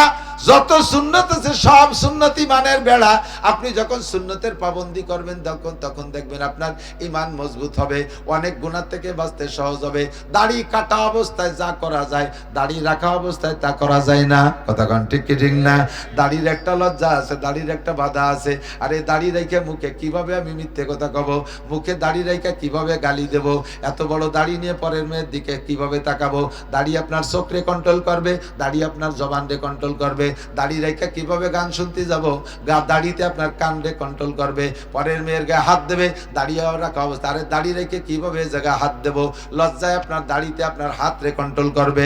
দাড়ি রাখা অবস্থায় সিনেমা হলে যাবেন, দাড়িতে বলবে আরে এত বড় দাড়ি রেখে কিভাবে সিনেমা হলে যাই? দাড়িতে আপনার পারে হেফাজত করবে, দাড়িতে আপনার চাকারে কন্ট্রোল করবে। দাড়ির সুন্নতের কারণে অনেক গুনাহ থেকে বাঁচতে পারবেন। সাথে যদি মাথায় টুপি থাকে তাহলে আরো বাঁচা যায়। কথা কোন ঠিক ঠিক না? এর সাথে যদি জুব্বা জামা পরা থাকে সুন্নতি পোশাক, আরো গুনাহ থেকে বাঁচা যায়, আরো গুনাহ থেকে বাঁচা যায়। শরীয়তে সুন্নতের যত আমল আছে সুন্নত গুলো হলো ইমানের বেড়া। এবার আসেন আর একটু কই, তবে বেড়ার একটা মাপ আছে। কথা কয় না? খেতে ফসল বুনইছেন, 3 প্রকারের বেড়ায় 3 প্রকারের প্রাণীর ক্ষতির থেকে ঠেকায়। যদি বেড়া হাঁটু সমান দেন, এই হাঁটু সমান দেন, তাহলে ওই মুরগি টুরগিতে যাইয়ে যে ক্ষতি করতো তাও করতে পারবে। হাঁটু সমান যদি নিচের দিক থেকে এই বেড়া টপকায় যে মুরগিতে যায় ধান পান বীজ বেসন যা ফেলাইছেন তা খুঁটিয়ে খেয়ে ফেলাই দিতে পারে। যদি বেড়া আর একটু উপর পর্যন্ত রান পর্যন্ত দেন তাহলে মুরগি জাতি পারবে না, তবে ছাগলে যাইয়ে খেয়ে ফেলতে পারে। ঠিক না? বেড়া যদি এবার মাজা সমান দেন তাহলে ছাগল ঠেকতে পারে, কিন্তু গরুতি মুখ দিয়ে খাবে। আরে বেড়া যদি এই দিক দিয়ে বুক সমান দেন, মুরগি ছাগল গরু সব ঠেকবে। ঠিক না? সুন্নতি দাড়ি আপনার ইমানের বেড়া। এই দাড়ি যদি একটুক রাখেন তাহলে ওর মধ্যে মুরগি ধুয়ে যাবে, শয়তান মুরগি। যদি আর একটু বড় রাখেন তাহলে ওর মধ্যে ছাগল শয়তান ধুয়ে যাবে। দাড়ি যদি লম্বা করে 1 মুঠ পরিমাণ রাখেন, দেখেন নিচের দিক দিয়ে ক্ষেতের বেড়া বুক পর্যন্ত, ইমানের বেড়া উপর থেকে বুক পর্যন্ত, এই পর্যন্ত লম্বা যদি হয় এর ভিতরে কোনো শয়তান ঢুকতে পারবে না, নায়ক ঢুকতে পারবে না, নায়িকা ঢুকতে পারবে না, বেরাক ঢুকতে পারবে না, অ্যাডাম ঢুকতে পারবে না, জারি যাত্রা কলসা গাজীর গান গুণযাত্রা ঢুকতে পারবে না, সিনেমা ঢুকতে পারবে না, মদ ঢুকতে পারবে না, গাঁজা ঢুকতে পারবে না, আরে এবার ছাগল গরু ঢুকতে পারবে না, কোনো প্রকার গুনাহ ঢুকতে পারবে না। দাড়ি যদি লম্বা হয় বুক সমান, কাজেই বুক সমান সুন্নতি দাড়ি রাখবেন। 4 মাযহাবের 4 ইমামের ভিতরে বহুত মাসালার মতানৈক্য আছে। 4 মাযহাবের 4 ইমামের অনেক মাসালার মধ্যে মতানৈক্য। ইমামে আবু হানিফা কয় রফে দেন জায়েজ নাই, রফে দেন সুন্নাত না। অন্যান্য মাযহাবে কয় রফে দেন করতে হবে। ইমামে আবু হানিফা কয় নাভির নিচে ছানা বানতে হবে, অন্যান্য ইমামরা কয় বুকের উপরে ছানা বানতে হবে। ইমামে আবু হানিফা বলে ইমামের পিছনে মুসল্লিরা সূরা ফাতিহা পড়বে না। ইমাম শাফি মালিক বলে না, ইমামের পিছনে মুসল্লিরা সূরা ফাতিহা পড়বে। এইভাবে অনেক মাসালার মতানৈক্য আছে। তবে 4 ইমাম দাড়ির ব্যাপারে একমত, 4 ইমাম দাড়ির ব্যাপারে একমত। 1 মুঠের আগে দাড়িকে দাড়ি বলে না, 1 মুঠের আগে দাড়িকে দাড়ি বলে না। বরঞ্চ যদি একেবারে চাইছে বেলায় তাতে ওই লোকটার কবিরা গুনাহ হবে, কিন্তু ঈমান থাকবে। আর এক মুটের আগে যদি খাটো করে ফিসফিসে দাড়ি রাখে, তাহলে ওই লোকটার ঈমান নষ্ট হয়ে যাওয়ার সম্ভাবনা, কারণ সে ছোট্ট দাড়িরে সুন্নত মনে করে। আর যা সুন্নত না তারে সুন্নত মনে করা মানে শরীয়ত পরিবর্তন করা, শরীয়ত পরিবর্তন করা। শরীয়ত পরিবর্তন করলে পরিবর্তন করার বাহাদুরি দেখালে ঈমান নষ্ট হয়ে যায়। দোস্তরে শরীয়তের একটা পরিমাণ আছে, সেটা হলো আল্লাহ পাক বলে মা তাকুমুর রাসূলু ফাখুযুহু ওয়া মা নাহাকুম আনহু ফান্তাহু। আমার রাসূল যেটা করতে বলে ওইটা ওইভাবে করো, রাসূল যেটা ছাড়তে বলে সেটা ওইভাবে ছেড়ে দাও। এই জন্য শরীয়তের সব বিধান আমি হিসাব নিকাশ করে মাপে চুপে আমল করব। রাজি আছি তো ইনশাআল্লাহ? সহজ পথ পাইছেন না? অনেক সহজ হয়েছে না? খুব সহজ হয়েছে, আসান হয়ে গেছে। আল্লাহু আকবার। যদি কোনো ব্যক্তি ফজর মাগরিবের পরে সূরা হাশরের শেষ 3 আয়াত পড়ে, পড়ার সিস্টেম জেনে নেন। আমাদের দেশে মতানৈক্য সব মাসালা নিয়ে চলে। সূরা হাশরের শেষ 3 আয়াত পড়ার সিস্টেম হলো আউযু বিল্লাহি সামিল আলিম মিনাশ শাইতানির রাজিম 3 বার পড়েই হুয়াল্লাহুল্লাযী, বিসমিল্লাহ পড়বেন না। হাদিসের মধ্যে বিসমিল্লাহ নাই, বলবেন বিসমিল্লাহ পড়লেই দোষ কি? বিসমিল্লাহ তো খারাপ কিছু না। সমস্ত ভালো কাজ শুরু করতে আল্লাহর নবী বিসমিল্লাহ পড়তে বলছেন, তাহলে এই জায়গা বিসমিল্লাহ পড়লে দোষ কি? তাহলে আপনি আর একটা জবাব আমার আগে দিয়ে আসেন। বিসমিল্লাহ ভালো জিনিস, এটাও যেমন সত্য কথা। নামাজ খারাপ না ভালো? নামাজ ভালো। মাগরিবের ফরজ নামাজ কয় রাকাত?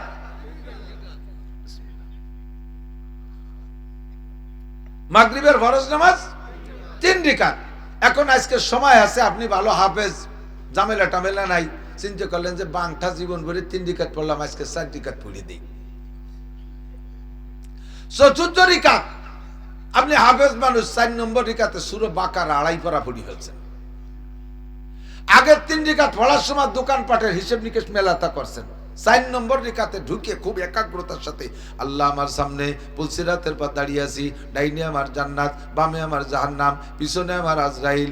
একেবারে ধ্যান খেয়ালের সাথে আমি আল্লাহর আরশের সামনে দাঁড়িয়ে আছি। এমন মোহাব্বতের সাথে সূরা বাকারা 2.5 পারা পড়ি ফেলাইছেন।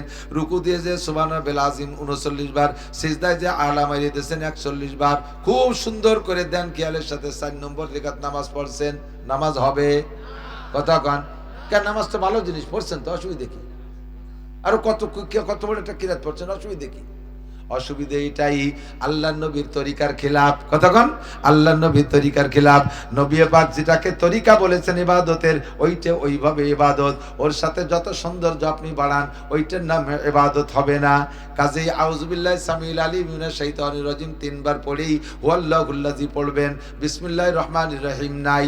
নবী পাক বলেন যে এই ব্যক্তি ফজর মাগরিবে এই সূরা হাশরের শেষ 3 আয়াত এই নিয়মে পড়বে, ওই লোকটার জন্য সারা দিন সকাল থেকে সন্ধ্যা, আবার সন্ধ্যা থেকে সকাল পর্যন্ত 70,000 ফেরেশতা তার জন্য ইস্তেগফার করে, তার জন্য ক্ষমা চায়, আর তার আমল নামায় 70,000 ফেরেশতা নেকি লেখে। সবচেয়ে বড় মজার বিষয় হলো আপনার জানাজায় এদিক টাকান। আমাদের দেশে তো জানাজার এলাম হয়, শোক সংবাদ, শোক সংবাদ। যে যত বড়, যার পয়সা করি যত বেশি, তার জানাজার লোকও বেশি, কারণ খাওয়া ভালো হবে না পরে। গরিব মাসি জানা যায় লোক নেই। তো শোক সংবাদ শুনিয়ে হাজার হাজার মানুষ জানা যায় গেছে, সব বুতুলিয়ে জানা যা। দোয়া ভর্তি পারে কয়জন? আল্লাহ আকবার কে? ও দেখছে। আগে একদিন, গত বছর না তার আগের বছর জন্য দেখলাম কোন নেতার এক জানা যায় সামনে দিয়ে 10-12 জন হিন্দু, প্রথম কাতারে কজন হিন্দু নেতা দাঁড়াই গেছে জানা যায়। জানাজা কি কিছু পড়ার জিনিস নাকি লাইনি দাঁড়ানোর জিনিস? লাইনি দাঁড়ানোর জিনিস না কিছু পড়ার জিনিস? কিছুই পড়ে না। ও দোস্ত, এই ব্যক্তি যে হুয়াল্লাহুল্লাযী রেগুলার পড়ে, ওর জানাজায় দুনিয়ার কোনো মানুষ হাজির না হইল 70,000 ফেরেশতা যারা এতদিন নেকি লিখছিল, ওই ফেরেশতাগুলো সব জানাজায় হাজির হইয়া যায়। আর ফেরেশতাদের জানাজা যার জন্য হয়, ওই লোকটা জান্নাত পাবেই পাবে, এর মধ্যে কোনো সন্দেহ নাই। ফেরেশতারা তার জন্য দোয়া করে, আপনি জান্নাত পাইবেন সহজে সহজে। আমল অল্প, আমল নেকি বেশি। আল আমালু কালিল ওয়াল আজরু কাসীর। ফেরেশতারা যে জানাজায় হাজির হয়, আমি অনেক গল্প শুনেছি, যদিও ফেরেশতা বলে চিনি নেই, তবে আমার সন্দেহ হয়েছিল ওই জানাজায় ফেরেশতা আসছে। আমাদের সুটপার হুজুর রহমাতুল্লাহ আলাইহি, যারা উলামায়ে কিরাম সেই জানাজায় ছিলেন, আমারে সাক্ষী দিতে পারেন। কোনো সে সময় তো মিডিয়ার এত প্রচার না, ফেসবুক টেসবুক এগুলো আসে নাই, মাইকিং মাত্র করছে আঞ্চলিক এলাকার ভিতরে। আমি জানাজায় দেখছি এমন এমন এমন এমন চেহারাওয়ালা আলেম উলামা যাদেরকে আমি বাংলাদেশ তো সব জায়গা ঘুরি, কোনো জায়গা তাদেরকে আগেও দেখি নাই পরেও দেখি নাই। এইরকম হাজার হাজার আলেম উলামা পাগড়ি পরা আমি ওই জানাজায় উপস্থিত দেখেছি। ছোটপার হুজুর রহমাতুল্লাহ ইন্তেকাল হয়েছে ওনার গ্রামের বাড়িতে। রাতের বেলা মসজিদে তফসির করতেছিলেন, ওই অবস্থায় হুজুর স্ট্রোক করছে, শ্বাস বেড়ে গেছে। হুজুরের অ্যাজমা ছিল, শ্বাস বেড়ে গেছে, হুজুর অজ্ঞান হয়ে গেছে। হুজুর পরে কিছুক্ষণ ডাক্তার চিকিৎসার পরে হুশ হয়েছে। বাইরা নিয়ে যাইতে চেয়েছে বাসায়, কয় না আমি মসজিদ দিতে যাবো না, আল্লাহর ঘরে মসজিদই থাকবো, মরলি আমি আল্লাহর ঘরের মধ্যে মরবো। এভাবে ফজর পর্যন্ত রয়েছে। রাত্রে আল্লাহর বান্দা তাহাজ্জুদের নামাজও পড়ছে, ফজরের নামাজও জামাতে পড়ছে, এরপরে মসজিদে ইশরাকের নামাজও পড়ছে। ইশরাকের পরে আবার অজ্ঞান হয়ে গেছে। বাইরা ঘরে নিয়ে গেছে, ওনার ছোট ভাই যেভাবে বলছে আল্লাহর কসম হুবহু সেইভাবে আমি নকল করতেছি। আল্লাহু আকবার। ঘরে যখন নিয়ে গেছে, ওনার নিজস্ব বাড়ি একটা নিজের ঘর আছে, ওই ঘরটা পরিত্যক্ত, উনি তো সুটপা থাকেন। ওই ঘরে যখন ওনাকে নিয়ে রাখছে, ঘরের ভিতরে দুইটা খাট, একটা খাট পরিষ্কার করে ওনার খাটের পর ওনাকে শোয়াইছে, আর একটা খাট একটু ময়লা, ওনার দুই ভাই পাশে বসা। কিছুক্ষণ হুশ কিছুক্ষণ বেহুশ, একবার হুশ হয় একবার বেহুশ হয়। এর ভিতরে হুশ না বেহুশ আল্লাহ যেন। ওনার ছোট ভাই বলে, ভাই কি যে এই যে বাইরে কত মানুষ আছে, কি বসতেই দিস না কেন? এই আলেমুল আমা ভরে গেছে, উঠান বসতে দিস না কেন? উনি কয় বাইরে বেরোয় দেখি একজন মানুষও বাইরে নাই। আমি আবার ঘরে আসছি, বসে বসে রয়েছি। আমি মনে করছি যে ব্রেনের কারণে, ব্রেন খারাপ হয়ে গেছে, এই কারণে এরকম চোখে এরকম দেখতে পারে। আবার আসলে কি ব্যাপার তোরে কলাম নাই, আলেমুল আমাকে বসতি দে। উনি বেরোয় দেখে কোনো আলেম নাই। এর মধ্যে 3 দিক এভাবে মুসাফা করলেন, 3 দিন মুসাফা করলেন শুয়ে। আসসালামু আলাইকুম ইয়া রাসূলুল্লাহ। নানুপুরি হুজুর কেমন আছেন? যশোরে হুজুর কেমন আছেন? 3 দিক 3টে মুসাফা করার পরে আর কথা বলে নাই। এরপরে কালেমা লা ইলাহা ইল্লাল্লাহ মুহাম্মাদুর রাসূলুল্লাহ পড়ে দুনিয়া থেকে চলে গেছে। এই 3 জন আসার আগে, মুসাফার আগে উনি বললেন, এই রাসূলুল্লাহ সাল্লাল্লাহু আলাইহি ওয়াসাল্লাম আসছে, বসতি দে, ওই খাটটা বিছানা দে, ওই যে নানুপুরি হুজুর আইছে, ওই যে যশোর হুজুর আছে, বসতি দে। এই 3 জনের বসতি দেওয়ার কথা বলে 3 দিক 3টে মুসাফা করে এরপরে আল্লাহর বান্দা সোজা হয়ে গেছে। ও দোস্তরে, কয়েকদিন আগে গত বছর আমি পড়েছি, আল্লামা আনোয়ার শাহ কাশ্মীরের এন্তেকালের সময় ওনার ফুফুজান শুধু ওনার কাছে ছিলেন, ওনার স্ত্রী অসুস্থ ছিল, স্ত্রীও কাছে ছিল না। গভীর রাত্রে রাত 2টার সময় কাশ্মীরের এন্তেকাল হয়েছে। ওনার কাশ্মীর রহমাতুল্লাহ ওনার ফুফুজানকে বলতেছেন, ফুফুজান বাহিরে উলামা ইকরামদের একটু বসতি দেন। উনি বাইরে যে ঘুরে দেখে একজন আলেমও নাই, আবার দেখে আবার বলে যে বসতি দেন। ইতিমধ্যে ফুফুজান বাইরে যে দেখে হাজার হাজার আলেম উলামা বাড়িতে পাগড়ি পরা, সব এক সাইজ, খাটো বড় নাই, চেহারা একটা ব্যতিক্রম। রাতের বেলা অন্ধকার রাত্রে ময়দানটা তাদের চেহারায় আলোক উজ্জ্বল হয়ে গেছে। ইতিমধ্যে ঘরে এসে কাশ্মীরি এন্তেকাল করছেন। কাশ্মীরি এন্তেকাল করার পরে এক মুহূর্ত ওই মানুষগুলো ওখানে ছিল না, দেওবন্দ মাদ্রাসার মধ্যে ঢুকে গেছে। বিশাল বেগে শোরগোল করতেছে, স্লোগান দিচ্ছে, কদ মাতা কাশ্মীরি, এই করে স্লোগান দিয়ে চলে গেছে। এই আওয়াজটা পুরো দেওবন্দের সমস্ত ছাত্র শিক্ষকরা শুইনা বাইরে বেরোয় আসছে। হুসাইন আহমদ মাদানী বলেন, আমি এই আওয়াজটা শুনছি, আমি শুনে বেরোয় আসছি। সবাই তো ভয়তে আতঙ্কিত, এত বড় শব্দ কারা করলো? ওলামা ইকরাম আমার কাছে আসছে, আমি বললাম শব্দ আমিও শুনছি, কথা বলো না, সম্ভবত কাশ্মীরি মারা গেছে। ওই সময় কাশ্মীর রহমাতুল্লাহের বাসায় গিয়ে খবর নিয়ে দেখে সত্যি হযরত ইন্তেকাল করেছে। আল্লাহ পাক আসমান থেকে ফেরেশতা পাঠিয়ে দিয়েছে কাশ্মীরি জানকে অভ্যর্থনা জানানোর জন্য। এমন একটা মরণ যদি পাইতে চান, রেগুলার এই আমলগুলো করবেন। সূরা ইখলাসের আমল, সূরা হাশরের শেষ 3 আয়াতের আমল, আল্লাহুম্মা আজিরনি মিনান নারের আমল করবেন। আল্লাহ পাক সব আমল সহজ করে দিয়েছে, কোনো আমল কঠিন করেন নাই। আল্লাহ পাক আমাদের সব আমলের পর আমল করার তৌফিক দান করে, সবাই বলি আমিন। একবার একটু তারিখ মুখস্থ করেন, বলেন 31শে জানুয়ারি। একটু বলবেন না সবাই? 31শে জানুয়ারি, 1-2 ফেব্রুয়ারি, আবার একটু বলেন 31শে জানুয়ারি, 1-2 ফেব্রুয়ারি। টঙ্গীর ইজতেমা, ওলামা ইকরামের সাথে সম্পর্ক রাইখা শতাধিক গাড়ি গোপালগঞ্জ থেকে যাইতে হবে ইনশাআল্লাহ। আমাদের কোনো আন্দোলন না, আন্দোলন তো শেষ হয়ে গেছে, সব শেষ করে দিয়েছে। কাজেই আমাদের এবার যাইতে হবে ময়দানে দাওয়াত ও তাবলীগের ইজতেমাকে সফল করার জন্য। আমরা শিকারে চিল্লেন নিয়ত করে যাব ইনশাআল্লাহ। আল্লাহ তাআলা আমাদের সকলকে তৌফিক দান করে, সবাই বলেন আমিন। ভাইজান